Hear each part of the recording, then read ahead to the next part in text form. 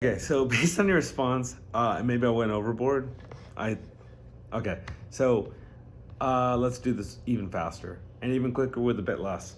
Uh, Everything is composed of atoms. Atoms are the smallest unit of matter that can exist, kind of like penny to the dollar. There's cents that are smaller than one penny. There's money that's smaller than one penny, but we don't consider that like a unit of money. Likewise, with the atom, there are electrons, there are protons, there's neutrons, there's quarks, there's gluons and whatnot, but we don't really count those as matter. What counts as matter is the interactions between the neutron, the proton, and the electrons. The electrons have a way that they carry their energy. We call it spin. Just convention. That's what we end up calling it. Now it could spin up, which is essentially spin this way. We call it up, or it could spin this way, and we call it spin down. Spin up, spin down. And electrons are kind of like people in a hotel. There's different floors, different energy levels. It takes more energy to take you to a higher one, especially if you go up some stairs. But if there's two rooms and there's two electrons, they much rather be in two different rooms, unless they're forced to. And then when more people are coming in, they're going to fill this level up, then the next, then the next. And that's kind of how atoms are. Now, going kind of straight into the material and magnetic field. Okay, great. So the materials have different number of electrons. So they have a few, essentially how many rooms are full and how many rooms are almost full, right? If a room is almost full and there's just one spin down electron, and you apply magnetic field this way, it'll spin up. Once you turn off the magnetic field, it'll do that. It'll spin down. It'll go back to normal. But if the room is full and they're like this, you have two opposites, because that's how they fill up. They try to be neutral. And you apply magnetic field going up, they're going to go against each other. So it doesn't turn magnetic. It doesn't react to your magnetic field. Now that is called diamagnetic materials because their magnetic field dies. The other one is called a paramagnetic material. A subset of paramagnetic materials is a ferromagnetic material. Fe, ferro, iron, right? That's just because that one is like a weird hotel that's chunked into various different pieces. And so when magnetized, say they're facing like this, they get slowly like this. They slowly follow the magnet, but once you turn off the magnet, they try to go back, but they can't go fully back. If you saturate it, it'll definitely spin the same direction as your magnetic field, but it'll remain a magnet. It can't go all the way back. So that's how we create magnets. That's a way to create magnets. So what they're doing is creating an electromagnet. Now, if you don't know, now you know. Currents always have a magnetic field surrounding it. So what we do is we coil a wire.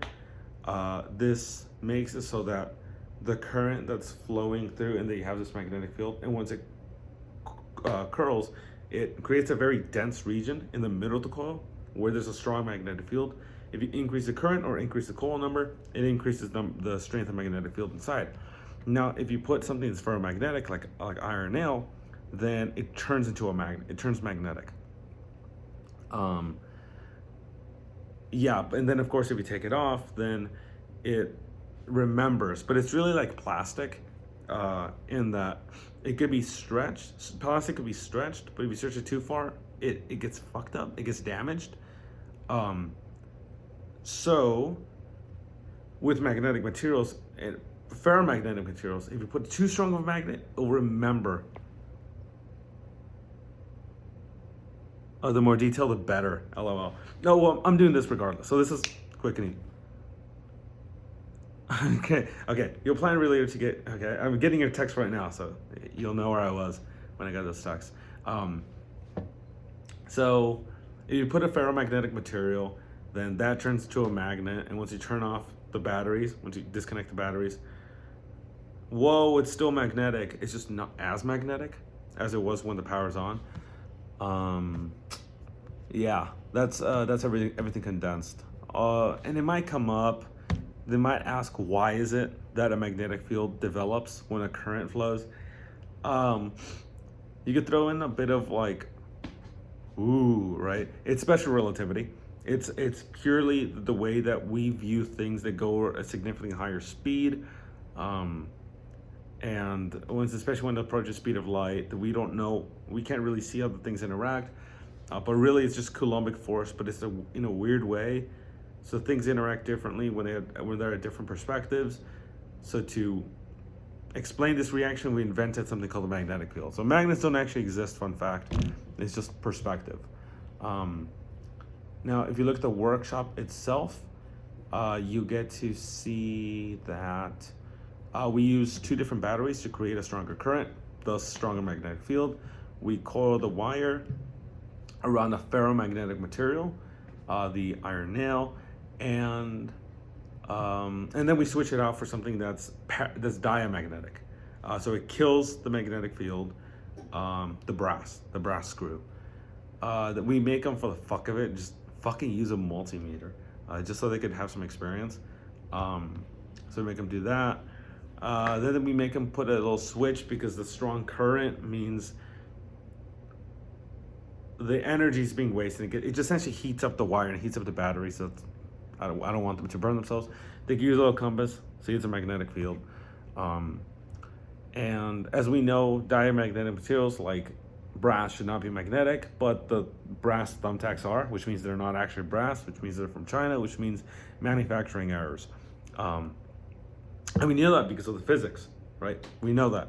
That's actually how they function. So, so that's kind of cool how you could use this whole thing of spin, the rooms that they could, sorry, I'm cracking my bones, to be able to apply it to real life. Like, you could now see the world as being composed of, okay, whatever. It looks like Deli's coming here soon. Yeah, whatever. Point being, the whole idea of spin. Now you can see everything is made out of atoms. Atoms have things called electrons. They all have spin. So everything can be magnetized to some extent, but certain things really hate being magnetized, so they kind of don't turn to magnets. Also, watch out for what you buy. Make sure you trust the place that you buy it from, because they could just screw you like the thumbtacks did.